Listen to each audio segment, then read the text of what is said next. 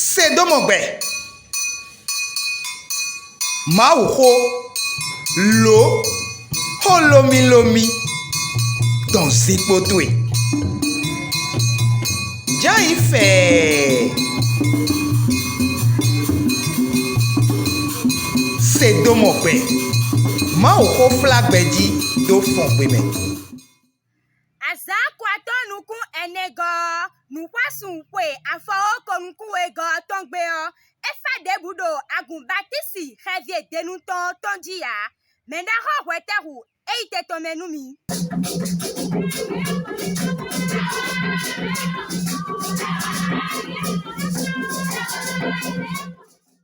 Asankpo gankpo hunkpo wekpo atsɔkpo hekpo nude wedo kwe o ame di nyɔnu agunbatisi to ekodo bene ikungba jile bixui do huo nyɔnu edo agunbatisi xevie denutɔn jile o lɔdukwe tɔn wa yi do akluno zangbe azanko atɔnu kwe nego edo nukwasun kwe me mi de otɔngbe walomewe ekodenu agunbatisi tɔn le bixui do bene ikungba jibo sezan gudogudo tɔn edo nukwasun kwe do kpolokpo tɔme o nyɔnu lɛ no kple de lobono yi nuyue do nuyue dzi wetsobo akluno zangbe sutanu sezan mɔkɔtɔn yenɔwa duxue bono xonu lobono dzawa gayenutɔn xɔta edziwɛ yeyi kplɔn do si azan kɔnukpɔntɔngɔ sɔyi azan kɔ atɔn nukunwegɔ nukwasunɔtɔn gbe yɔ ewɛnyi minu mininɔ kpɔ bode nue no glɔn linu buteni no mito le sin no e Estelle Chibozo Musa eye wa kplon le bixui si teme bodo kleunton mi 16 ans biwe mi fedo te mi wa fido 16 ans mi yi kplon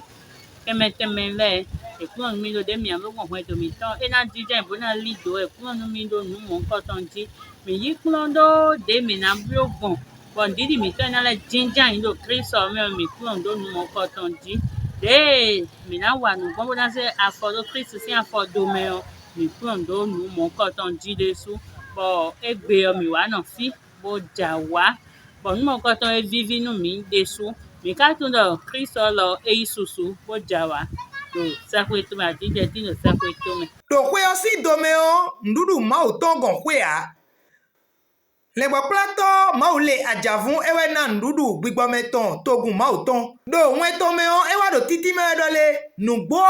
nyonu jiwe wewu gbon lo mo wa gbe o me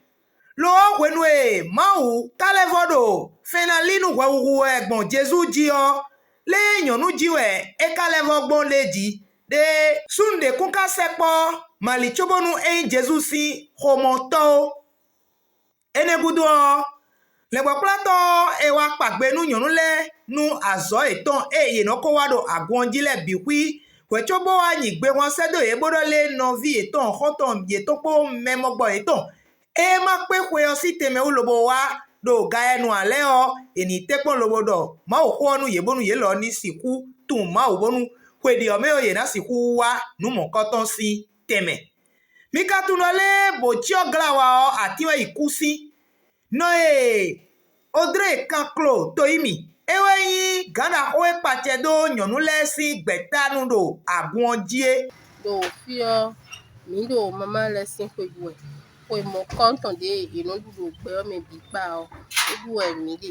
bo po lo me o mi yi nu pon me de le ro se gbala me do nu pon me o sin fifonu o ewe egbesi azangbe wa yin azan de mi na du pe o bo mi no po o jawa lobo dulu po lobo jawa de ina no gbon nu mo konton yin de bo fi mi ta bo irubio ma we do ni na bonu ni le bo pe mo konton leji mo kan ene ekadukwe kaka o nu eno fo eje no fo nu eno wa je eno wa e o o chivile wa yin tomenu ganu le taundo nu mo koton si teme bo na jino le podo kweto le po a dalo po bo nu wa o e wa yi vuvonu ene hun le no vi mi ton ma o le no kodonu mi gbon